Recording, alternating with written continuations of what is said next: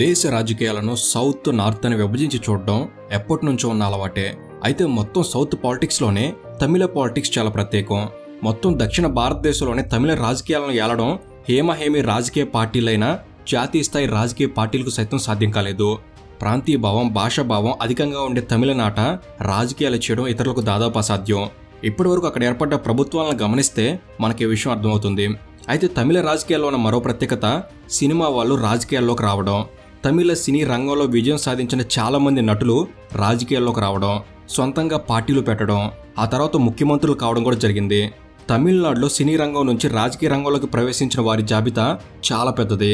అలా తమిళనాట నిత్యం తారల రాజకీయం తారాస్థాయిలో నడుస్తూనే ఉంటుంది. అలా తాజాగా తమిళ సినీ పరిశ్రమలో తనదైన ముద్ర వేసి వన్ ఆఫ్ ద టాప్ హీరోగా స్థానం సంపాదించిన విజయ్ దళపతి రాజకీయ పార్టీ పెడుతున్నట్లు ప్రకటించి రాజకీయంగా సంచలనం సృష్టించాడు. కాబట్టి అసలు ఈ తమిళ రాజకీయాల్లో సినిమా నటుల గెలుపు ఓటములు ఎలా ఉన్నాయి? ఇప్పటి వరకు తమిళ సినిమా రంగం నుంచి రాజకీయాల్లోకి వచ్చిన నటులెవరో, ప్రస్తుతం పార్టీ పేరు ప్రకటించి రాజకీయ ఆసక్తిని పెంచిన దళపతి విజయ్ ఏ లక్ష్యంతో రాజకీయాల్లోకి వస్తున్నాడు, రాజకీయంగా విజయ్కి ఎలాంటి అవకాశాలు ఉండబోతున్నాయి, ఇలాంటి ఎన్నో విషయాల గురించి ఈ వీడియోలో మాట్లాడబోతున్నాము. ఈ వీడియో అనేది చాలా ఇన్ఫర్మేటివ్గా ఉంటుంది. తమిళ రాజకీయాలు ఏంటి అనేది ఒక క్లారిటీ మీకే వచ్చేస్తుంది. సో ఎండ్ వరకు మిస్ కాకండి. అండ్ ఇలాంటి మరిన్ని ఇన్ఫర్మేటివ్ వీడియోస్ని మీ కొరకు తెచ్చేందుకు మీ సపోర్ట్కి వీడియోకి జస్ట్ లైక్ చేయండి చాలు. సో ఇక లెట్ చేయకుండా let's get into the video.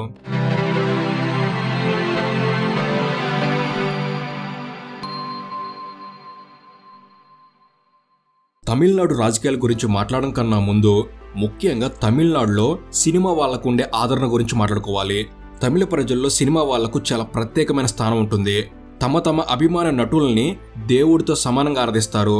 అలా తమిళనాడులో సినిమా నటులకు గుడి కట్టిన సందర్భాలు కూడా ఉన్నాయంటే అర్థం చేసుకోవచ్చు అక్కడి ప్రజలు సినిమా వాళ్ళను ఎంతలా ఆదరిస్తారో అని.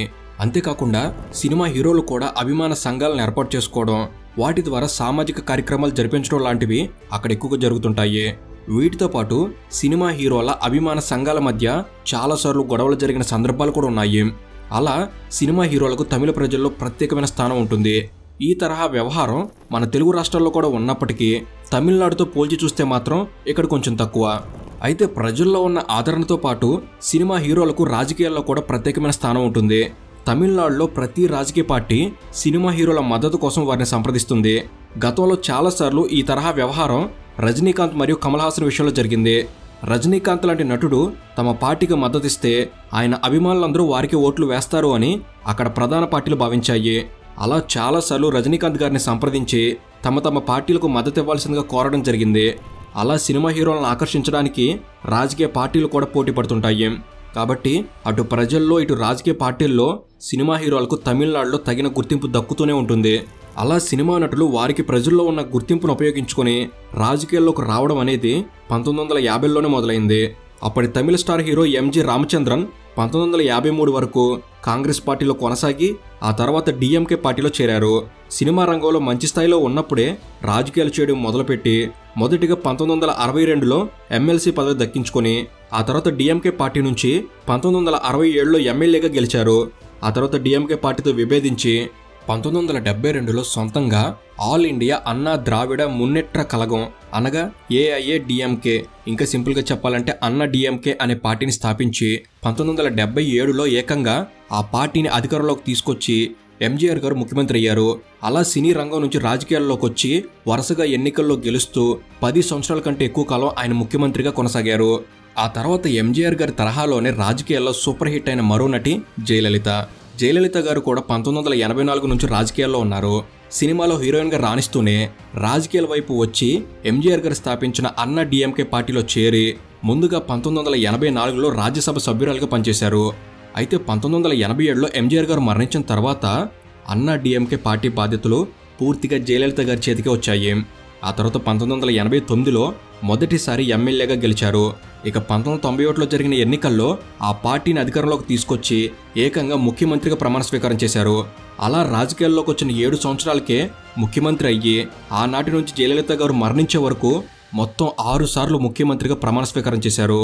అలా తమిళ రాజకీయాల్లో జయలలిత గారు చేసిన సంచలనాలు అన్నీ ఇన్ని కావు.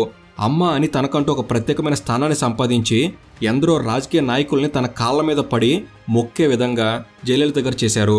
అలా ఎంజీఆర్ గారు మరియు జయలలిత గారు ముఖ్యమంత్రి అయినప్పటి నుంచి తమిళ రాజకీయాల్లో సినిమా నటుల ప్రస్తావన వస్తూనే ఉంది. అయితే తమిళ సినీ రంగానికి చెందిన హీరో విజయకాంత్ గారు కూడా రాజకీయాల్లోకి వచ్చి సొంతంగా రాజకీయ పార్టీని ఏర్పాటు చేసుకున్నారు. 2005లో హీరో విజయకాంత్ దేశీయ ముర్కొర్కు ద్రావిడ కళగం అనగా డిఎండికే అనే పార్టీని స్థాపించి 2006లో తమిళనాడులో మొత్తం అన్ని స్థానాల నుంచి ఆయన పార్టీ డిఎండికే పోటీ చేసింది. కానీ ఆయన ఒక్కడే ఆ పార్టీ తరపున ఎమ్మెల్యేగా గెలిచి అసెంబ్లీకి వెళ్ళాడు. ఇక 2011 ఎన్నికల్లో అన్నా డిఎంకే పార్టీతో పొత్తు పెట్టుకుని 29 స్థానాల్లో విజయం సాధించింది డిఎండికే పార్టీ. ఆ పార్టీ అప్పటి అధికార పక్షమైన డిఎంకే కన్నా ఎక్కువ సీట్లు సాధించి 2011లో రాష్ట్ర అసెంబ్లీలో ప్రధాన ప్రతిపక్ష హోదా దక్కించుకుంది. విజయకాంత్ గారికి ప్రధాన ప్రతిపక్ష నేతగా వ్యవహరించే అవకాశం లభించింది. అలా విజయకాంత్ గారు ఒక రకంగా 2006 నుంచి 2016 వరకు విజయవంతమైన రాజకీయాలు చేశారు. అయితే 2016లో ఆయన పోటీ చేసిన చోట ఘోరంగా ఓడిపోవడంతో ఆయన పార్టీకి ప్రజల్లో ఆదరణ తగ్గుతూ వచ్చింది. అయితే ఈ సినిమా నటులు రాజకీయాల్లోకి వచ్చి రాజకీయాల్లో శాసిస్తుండడం గమనించిన రజనీకాంత్ గారి అభిమానులు చాలా సంవత్సరాల నుంచి రజనీకాంత్ గారిని కూడా రాజకీయాల్లోకి రావాలి అంటూ కోరడం మొదలుపెట్టారు. తమిళనాడులో రజనీకాంత్ గారికి ఏ స్థాయిలో ఫ్యాన్ ఫాలోయింగ్ ఉంటుందో ప్రత్యేకంగా చెప్పాల్సిన అవసరం లేదు. దాంతో రజనీకాంత్ గారి రాజకీయ రంగప్రవేశం గురించి గత 25 సంవత్సరాల నుంచి తమిళనాడులో చర్చ జరుగుతూనే ఉంది. కానీ 2017లో రాజకీయాల్లోకి వస్తున్నట్టు ప్రకటించారు. రజనీ మక్కల్ మంత్రం అనే పేరు కూడా ప్రకటించారు. కానీ ఆ తర్వాత రాజకీయాల్లో ఎలాంటి అలజడి లేకుండా సైలెంట్ అయిపోయారు. అయితే మొత్తానికి 2020 డిసెంబర్ 12న రజనీకాంత్ గారి పుట్టినరోజు సందర్భంగా ఒక కొత్త రాజకీయ పార్టీ స్థాపించి రాజకీయాల్లోకి వస్తున్నట్టు అధికారికంగా ప్రకటించారు. మక్కల్ సేవా కర్చి అనే పేరు దాదాపు ఖరారు చేసి 2020 డిసెంబర్ 31న పార్టీకి సంబంధించిన పూర్తి వివరాలు వెల్లడిస్తానని ప్రకటించారు. అలా 2020 డిసెంబర్లో పార్టీని ప్రకటించి తమిళ రాజకీయాల్లో రజనీకాంత్ గారు ఒక అలజడి సృష్టించారు. కానీ రజనీకాంత్ గారు పార్టీ ఏర్పాటు చేస్తున్నట్లు ప్రకటించిన కొన్ని రోజుల్లోనే తీవ్రమైన అనారోగ్యానికి గురయ్యారు. దాదాపు వారం రోజుల పాటు హాస్పిటల్లో చికిత్స తీసుకోవాల్సి వచ్చింది. దాంతో కుటుంబ సభ్యులందరూ కలిసి రజనీకాంత్ గారి వయసుని మరియు రాజకీయాల్లోకి వస్తే ఆయన మీద పడే పని భారాన్ని దృష్టిలో ఉంచుకొని రజనీకాంత్ గారిని రాజకీయాల్లోకి రాకుండా అడ్డుకున్నారు. దాంతో కుటుంబ సభ్యుల కోరిక మేరకు రజనీకాంత్ గారు తన రాజకీయ రంగ ప్రవేశాన్ని పూర్తిగా పక్కన పెట్టేశారు. అలా తమిళ సూపర్ స్టార్ రజనీకాంత్ గారు రాజకీయాల గురించి ఆలోచించారు కానీ ఆచరించలేకపోయారు. ఇక తమిళ రాజకీయాల్లోకి అడుగుపెట్టిన మరో నటుడు కమల్ హాసన్ గారు. కమల్ హాసన్ గారు రజనీకాంత్ గారి కంటే ముందే సొంతంగా రాజకీయ పార్టీని స్థాపించారు. 2018లో మక్కల్ నిధి మయ్యం అనే పేరుతో రాజకీయ పార్టీని ఏర్పాటు చేసి 2021 ఎన్నికల్లో పోటీ చేశారు. కానీ స్వయంగా కమల్ హాసన్ గారు కూడా ఆ ఎన్నికల్లో గెలవలేకపోయారు. కోయంబత్తూరు సౌత్ నుంచి పోటీ చేసిన కమల్ హాసన్ గారు ఓటమి పాలయ్యారు. ఎన్నికల్లో ఓటమి చెందినా కూడా కమల్ హాసన్ గారు తన పార్టీని తమిళ రాజకీయాల్లో యాక్టివ్గానే ఉంచుతున్నారు. ప్రస్తుతం కమల్ హాసన్ గారు మక్కల్ నిధి మయ్యం పార్టీకి ప్రెసిడెంట్గా కొనసాగుతున్నారు. కాబట్టి కమల్ హాసన్ గారు కూడా అటు సినిమా ఇటు రాజకీయాలు రెండింటిలో ప్రయాణిస్తున్నారు. ఇక తమిళ రాజకీయాల్లోకి ప్రవేశించిన మరో నటి ఖుష్బూ సుందర్ గారు. తమిళ తెలుగు సినీ రంగాల్లో తన ప్రతిభను చాటి తనకంటూ ఒక ప్రత్యేకమైన గుర్తింపు తెచ్చుకున్న తర్వాత 2010లో ఖుష్బూ గారు డిఎంకే పార్టీలో చేరారు. 4 సంవత్సరాల పాటు ఆ పార్టీలో కొనసాగి 2014లో కాంగ్రెస్ పార్టీ కండువా కప్పుకున్నారు. అలా దాదాపు 6 సంవత్సరాల పాటు కాంగ్రెస్ పార్టీలో రాజకీయాలు చేసి 2020లో బీజేపీలో చేరారు. 2021లో బీజేపీ నుంచి ఎమ్మెల్యే అభ్యర్థిగా పోటీ చేసి ఓటమి పాలయ్యారు. అయితే ఖుష్బూ గారు రాజకీయాల్లోకి వచ్చినప్పటి నుంచి ప్రత్యక్షంగా ఎన్నికల్లో ఏనాడు గెలవలేదు. కానీ ప్రస్తుతం నేషనల్ కమిషన్ ఫర్ ఉమెన్ మెంబర్గా మరియు Bharatiya Janata Party national executive committee మెంబర్గా కొనసాగుతున్నారు. జాతీయ స్థాయిలో రాజకీయ గుర్తింపునైతే ఆమె దక్కించుకోగలిగారు. అయితే ప్రస్తుతం తమిళ రాజకీయాల్లో చురుగ్గా వ్యవహరిస్తున్న మరో నటుడు ఉదయనిధి స్టాలిన్. నిజానికి ఉదయనిధి స్టాలిన్ రాజకీయ నేపథ్యం ఉన్న కుటుంబం నుంచి 2009లో సినిమాల్లోకి వచ్చి హీరోగా 17 సినిమాల్లో నటించి యువ హీరోగా మంచి గుర్తింపు తెచ్చుకున్నాడు. ఉదయనిధి స్టాలిన్ తమిళనాడు మాజీ మంత్రి కరుణానిధి మనవడు మరియు ప్రస్తుత తమిళనాడు ముఖ్యమంత్రి స్టాలిన్ కుమారుడు. కాబట్టి డిఎంకే పార్టీ వ్యవహారాల్లో 2019 నుంచే చురుగ్గా వ్యవహరిస్తూ డిఎంకే పార్టీ యూత్ వింగ్ సెక్రటరీగా పనిచేశాడు. 2021 తమిళనాడు అసెంబ్లీ ఎన్నికల్లో డిఎంకే పార్టీ నుంచి ఎమ్మెల్యేగా పోటీ చేసి విజయం సాధించాడు. ప్రస్తుతం తమిళనాడు యువజన మరియు క్రీడల శాఖ మంత్రిగా బాధ్యతలు నిర్వహిస్తున్నాడు. ఉదయనిధి స్టాలిన్ కొన్ని నెలల క్రితం సనాతన ధర్మం మీద వివాదాస్పద వ్యాఖ్యలు చేసి దేశవ్యాప్తంగా చర్చల్లో నిలిచాడు. అలా తమిళ రాజకీయాల్లో ఇప్పటివరకు చెప్పుకున్న ఈ నటులు మాత్రమే కాకుండా తమిళ సీనియర్ నటుడు శివాజీ గణేశన్ గారు కూడా సొంతంగా రాజకీయ పార్టీ పెట్టుకున్నారు. శరత్ కుమార్ గారు కూడా రాజకీయాల్లోకి వచ్చారు. తమిళ హీరో రామరాజన్ గారు కూడా రాజకీయాల్లోకి వచ్చి ఎంపీ అయ్యారు. తమిళ డైరెక్టర్ మరియు యాక్టర్ టి రాజేందర్ గారు కూడా సొంతంగా పార్టీ ఏర్పాటు చేశారు. ముఖ్యంగా తమిళనాడు మాజీ ముఖ్యమంత్రి డిఎంకే సీనియర్ నేత కరుణానిధి కూడా సినిమా బ్యాక్గ్రౌండ్ నుండే వచ్చారు. కరుణానిధి రాజకీయాల్లోకి రాకముందు సినిమాల్లో రచయితగా పనిచేసేవాడు. కాబట్టి ప్రస్తుతం తమిళనాడులో అధికార ప్రతిపక్ష పార్టీలు రెండింటికి సినిమా బ్యాక్గ్రౌండ్ ఉంది అని చెప్పొచ్చు. ఇలా తమిళ రాజకీయాల్లో సినిమా వాళ్ళ ప్రస్థానం అనేది ఎప్పటి నుంచో కొనసాగుతూనే ఉంది. అయితే తాజాగా తమిళ సినీ రంగంలో స్టార్ హీరోగా చలామణి అవుతున్న తమిళ టాప్ హీరో ఇళయ దళపతి విజయ్ 2024 ఫిబ్రవరి 2న కొత్తగా రాజకీయ పార్టీ పెడుతున్నట్లు ప్రకటించి తమిళ రాజకీయాల్లో సంచలనం సృష్టించాడు. తమిళగ వెట్రి కలగం అనే పేరుతో పార్టీని స్థాపిస్తున్నట్టు సోషల్ మీడియా వేదికగా ప్రకటించాడు. అయితే తమిళనాడులో ప్రస్తుతం రజనీకాంత్ రేంజ్ ఫాలోయింగ్ ఉన్న హీరో విజయ్ దళపతి. ఇంకా స్పష్టంగా చెప్పాలి అంటే మన తెలుగు రాష్ట్రాల్లో పవన్ కళ్యాణ్కి ఎంత క్రేజ్ ఉంటుందో తమిళనాడులో విజయ్కి కూడా అదే స్థాయిలో అభిమానులు ఉన్నారు. అయితే విజయ్ రాజకీయ రంగప్రవేశం గురించి చాలా ఏళ్ల నుంచి చర్చ జరుగుతూనే ఉంది. విజయ్ 2009లోనే విజయ్ మక్కల్ ఇయక్కం పేరుతో ఒక అభిమాన సంఘాన్ని స్థాపించి అభిమానుల చేత సోషల్ సర్వీస్ చేయడం మొదలుపెట్టాడు. అయితే విజయ్ 2011లోనే ప్రత్యక్ష రాజకీయాలు చేయడం మొదలుపెట్టాడని చెప్పవచ్చు. ఎందుకంటే 2011లో జరిగిన తమిళనాడు అసెంబ్లీ ఎన్నికల్లో విజయ్ స్థాపించిన విజయ్ మక్కల్ ఇయక్కం అన్నా డిఎంకే కూటమికి మద్దతు ప్రకటించింది. విజయ్ మద్దతు ప్రకటించిన అన్నా డిఎంకే కూటమి ఆ ఎన్నికల్లో ఘన విజయం సాధించింది. దాంతో అప్పట్లోనే విజయ్కు అన్నా డిఎంకే నుంచి ఏదైనా రాజకీయ పదవి లభిస్తుంది అని అందరూ భావించారు. కానీ విజయ్ ఎటువంటి రాజకీయ పదవులు ఆశించకుండా పూర్తిగా సినిమాల మీద మాత్రమే దృష్టి పెట్టాడు. అయితే విజయ్ తండ్రి ఎస్ఏ చంద్రశేఖర్ తమిళ సినీ ఇండస్ట్రీలో దర్శకుడు. మొత్తం 70 సినిమాలకు దర్శకుడిగా పనిచేశాడు. ఈయన తెలుగులో కూడా కొన్ని సినిమాలకు దర్శకుడిగా వ్యవహరించాడు. చట్టానికి కళ్ళు లేవు, పల్లెటూరు మనగాడు లాంటి సినిమాలు డైరెక్ట్ చేశాడు. ఇక ఎస్ఏ చంద్రశేఖర్ గారు కూడా సినిమాల నుంచి పూర్తిగా తప్పుకొని సొంతంగా ఒక రాజకీయ పార్టీని ఏర్పాటు చేశాడు. కానీ రాజకీయంగా ఎస్ఏ చంద్రశేఖర్ గారి పార్టీ పెద్దగా ప్రభావం చూపలేకపోయింది. అయితే విజయ్ ఎప్పుడూ ఆయన తండ్రి స్థాపించిన రాజకీయ పార్టీకి అనుకూలంగా మాట్లాడలేదు. కానీ ఎస్ఏ చంద్రశేఖర్ మాత్రం చాలాసార్లు విజయ్ రాజకీయాల్లోకి వస్తాడని ప్రకటించారు. దాంతోపాటు విజయ్ తన అభిమాన సంఘం నుంచి పేదలకు సహాయం చేయడం, అన్నదాన కార్యక్రమాలు, రక్తదాన శిబిరాలు, ఉచిత విద్యా కేంద్రాలు, ఉచిత న్యాయ సేవా కేంద్రాలు రాష్ట్ర వ్యాప్తంగా ఏర్పాటు చేసి సేవా కార్యక్రమాలు చేస్తూ వస్తున్నాడు. వీటన్నిటిని గమనించి విజయ్ రాజకీయాల్లోకి వస్తున్నాడు అనే చర్చ ఎప్పుడో మొదలైంది. ఈ చర్చకు బలం చేకూరేలా 2021లో విజయ్ అభిమాన సంఘం తమిళనాడులో లోకల్ బాడీ ఎలక్షన్స్లో కూడా పోటీ చేసింది. ఆ ఎన్నికల్లో 129 స్థానాల్లో పోటీ చేసి 115 స్థానాల్లో విజయం సాధించింది. దాంతో విజయ్ రాజకీయాల్లోకి రావడం ఖాయమని చాలా రోజుల నుంచి భావిస్తూనే ఉన్నారు. నిజానికి విజయ్ రాజకీయాల్లోకి రావడానికి ఇన్ని రోజులు ఈ రకంగా సైలెంట్గా తన రూట్ని సెట్ చేసుకున్నాడు అనే అభిప్రాయం కూడా చాలా మందిలో ఉంది. ఏది ఏమైనా మొత్తానికి విజయ్ మాత్రం తన పొలిటికల్ ఎంట్రీ మీద క్లారిటీ ఇచ్చేశాడు. అయితే 2024 ఫిబ్రవరి 2న విజయ్ సోషల్ మీడియాలో ఒక లేఖను విడుదల చేశారు. ఆ లేఖలో స్పష్టంగా 2024 లోక్సభ ఎన్నికల్లో పోటీ చేయడం లేదని, ఏ పార్టీకి తాను మద్దతు కూడా ఇవ్వడం లేదని విజయ్ ప్రకటించారు.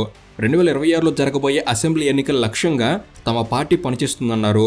పీపుల్స్ మూవ్మెంట్ అనే తమ సంస్థ చాలా కాలంగా సామాజిక సేవా కార్యక్రమాలు నిర్వహిస్తుందని, అయితే కేవలం ఒక స్వచ్ఛంద సంస్థ ద్వారా సామాజిక, ఆర్థిక, రాజకీయ మార్పు సంపూర్ణంగా రాదని, అందుకోసం రాజకీయ అధికారం కూడా అవసరమని విజయ్ తన లేఖలో పేర్కొన్నారు.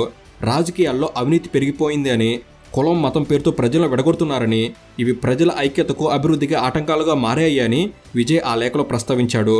తమిళనాడు ప్రజలు నిస్వార్థ, పారదర్శక, కులరహిత, అవినీతి లేని సమర్థవంతమైన దార్శనికత ఉన్న పాలన కావాలని కోరుకుంటున్నారని ఆయన లేఖలో చెప్పాడు. కాబట్టి విజయ్ ప్రస్తావించిన ఈ అంశాల ప్రకారం 2024 లోక్సభ ఎన్నికల్లో విజయ్ పార్టీ పోటీ చేయడం లేదు. కేవలం 2026 అసెంబ్లీ ఎన్నికలే లక్ష్యంగా పార్టీని ఏర్పాటు చేశారు విజయ్. అంతేకాకుండా అవినీతి, కుల, మత రహిత ప్రభుత్వ ఏర్పాటు కోసం రాజకీయాల్లోకి వస్తున్నట్టు కూడా ప్రకటించారు. దాంతోపాటు సమాజానికి సేవ చేయడానికి కేవలం ఒక అభిమాన సంఘం ఉంటే సరిపోదు, దానికి రాజకీయ అధికారం కూడా అవసరమని విజయ్ భావిస్తున్నారు. అయితే రాజకీయాల్లోకి వచ్చిన తర్వాత పూర్తిగా సినిమాల నుంచి తప్పుకుంటున్నట్టు కూడా విజయ్ ప్రకటించారు. ఇప్పటి వరకు ఒప్పుకున్న సినిమాలను పూర్తి చేసి ఆ తర్వాత పూర్తిగా రాజకీయాల మీద దృష్టి పెడుతున్నట్లు విజయ్ ప్రకటించారు. ప్రస్తుతం విజయ్ గోట్ అనే సినిమాలో నటిస్తున్నాడు. కాబట్టి విజయ్ది ఇదే ఆఖరి సినిమా అవుతుంది. తమిళ సినీ రంగం స్టార్ హీరోగా మంచి ఫామ్లో ఉన్నప్పుడు విజయ్ తీసుకున్న ఈ నిర్ణయం ఒక రకంగా సాహసమనే చెప్పాలి. అయితే ప్రస్తుతం విజయ్ రాజకీయంగా ఎంతవరకు రాణించగలరు అనే విషయాలు గమనిస్తే తమిళనాడులో 1967 నుంచి కేవలం డిఎంకే మరియు అన్నా డిఎంకే ఈ రెండు పార్టీలు మాత్రమే అధికారాన్ని పంచుకుంటున్నాయి. ప్రస్తుతం ప్రతిపక్షంలో ఉన్న అన్నా డిఎంకే పార్టీ జయలలిత మరణించిన తర్వాత శశికళ మీద అవినీతి ఆరోపణలు, అంతర్గత గొడవలు, వర్గపోరు వల్ల చాలా బలహీనపడింది. పన్నీరు సెల్వం మరియు పాలనీస్వామి వర్గాల మధ్య ఆధిపత్య పోటీ పార్టీని పూర్తిగా దెబ్బతీసింది. ఒక దశలో పార్టీ సింబల్ కోసం 2 వర్గాలు కోర్టుకు వెళ్లాల్సి వచ్చింది. అలా ప్రస్తుతం అన్నా డిఎంకే గతంలో ఉన్నంత బలంగా లేదు. అయితే అధికారంలో ఉన్న డిఎంకే పార్టీకి సరైన నాయకుడు లేడు. ప్రస్తుతం ముఖ్యమంత్రిగా ఉన్న ఎంకే స్టాలిన్ ఆరోగ్య సమస్యలతో బాధపడుతున్నాడు. ఇప్పటికే డిఎంకే పార్టీ భవిష్యత్ అవసరాల కోసం స్టాలిన్ కుమారుడు ఉదయనిధి స్టాలిన్ను రాజకీయంగా మంత్రిని చేసి ప్రోత్సహిస్తున్నారు. దాంతోపాటు డిఎంకే పార్టీ బాధ్యతలని పూర్తిగా ఉదయనిధి స్టాలిన్కి అప్పజెప్పే అవకాశం కూడా ఉంది అనే ఊహాగానాలు మొదలయ్యాయి. కాబట్టి డిఎంకే బాధ్యతలు ఉదయనిధి స్టాలిన్కి అప్పగిస్తే ఉదయనిధి స్టాలిన్తో పోటీ పడేందుకు విజయ్కు మంచి అవకాశం ఉంటుంది. అయితే తమిళ రాజకీయాల్లో సినిమా వాళ్ళ ప్రభావం అనేది ఎప్పటి నుంచో ఉన్నా కూడా అన్నా డిఎంకేకు చెందిన జయలలిత మరియు డిఎంకేకు చెందిన కరుణానిధి ఉన్నంతకాలం సినీ రంగం నుంచి ఎవరూ రాజకీయాల్లోకి వచ్చి విజయం సాధించలేకపోయారు. ఈ ఇద్దరు నేతలు రాజకీయంగా అప్పట్లో అంత బలమైన ముద్ర వేశారు. దాంతో కొత్తగా రాజకీయ పార్టీ పెట్టేవారికి అవకాశాలు చాలా తక్కువగా ఉండేవి. అందుకే విజయకాంత్ రాజకీయ పార్టీ పెట్టినా, శరత్ కుమార్ రాజకీయ పార్టీ పెట్టినా, శివాజీ గణేశన్ రాజకీయ పార్టీ ఏర్పాటు చేసినా అనుకున్నంత విజయవంతం కాలేకపోయారు. ఆ తర్వాత శశికళ కూడా జయలలిత తరహాలోనే రాజకీయాలు చేసే ప్రయత్నం చేసింది. కానీ అవినీతి కేసుల్లో శశికళ జైలుకు వెళ్లడంతో ఆ తర్వాత రాజకీయాల నుంచి దూరంగా ఉంటూ వస్తుంది.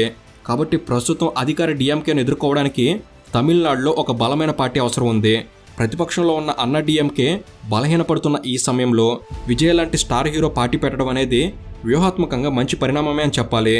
అయితే తమిళనాడులో ఉన్న ఈ రాజకీయ ఆవశ్యకతను బీజేపీ ఉపయోగించుకునేందుకు బలంగా ప్రయత్నిస్తుంది. ఆ రాష్ట్ర అసెంబ్లీలో ప్రస్తుతం బీజేపీకి కేవలం 4 ఎమ్మెల్యేలు మాత్రమే ఉన్నప్పటికీ మాజీ ఐపీఎస్ అన్నామల్లై నేతృత్వంలో ఆ పార్టీ చాలా బలపడింది. 2026 అసెంబ్లీ ఎన్నికల్లో కనీసం ప్రధాన ప్రతిపక్ష పార్టీగానైనా ఎదగాలి అనేది బీజేపీ వ్యూహం. కానీ అనూహ్యంగా విజయ్ రాజకీయ పార్టీ ప్రకటించడం ఒక రకంగా బీజేపీ ఎదుగుదల మీద కాస్త ప్రభావం పడుతుందని చాలామంది భావిస్తున్నారు.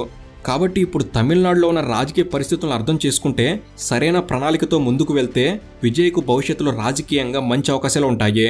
అయితే పార్టీని ప్రకటించిన వెంటనే ఎన్నికల్లో పోటీ చేయకుండా 2026 ఎన్నికల వరకు వేచి ఉండడం అనేది విజయ్ తీసుకున్న సరైన నిర్ణయం. దానివల్ల 2026 ఎన్నికలు వచ్చేసరికి పార్టీని మరింత బలోపేతం చేయవచ్చు. పార్టీని ప్రజల్లోకి తీసుకెళ్లడానికి సమయం దొరుకుతుంది. అదే హడావుడిగా 2024 లోక్సభ ఎన్నికల్లో పోటీ చేసి అనుకున్న స్థానాలు రాకపోతే పార్టీ లక్ష్యం మొదట్లోనే నవ్వులు పాలవుతుంది. దాంతో భవిష్యత్ రాజకీయాలకు ఆటంకం ఏర్పడుతుంది. కాబట్టి విజయ్ తీసుకున్న ఈ నిర్ణయం నుంచి ఆయన రాజకీయంగా పూర్తి స్పష్టతతోనే ముందుకు వెళ్తున్నాడు అనే విషయం మనకు అర్థం చేసుకోవచ్చు. కాబట్టి భవిష్యత్తులో తమిళ రాజకీయాల్లో విజయ్ ఖచ్చితంగా ప్రభావం చూపించే దిశగా అడుగులు వేస్తున్నాడు. అయితే రాజకీయాల్లో పరిణామాలు వేగంగా మారిపోతుంటాయి. కాబట్టి విజయ్ చేస్తున్న ఈ రాజకీయ ప్రయత్నం ఎంతవరకు ప్రభావం చూపిస్తుందో కాలమే నిర్ణయిస్తుంది.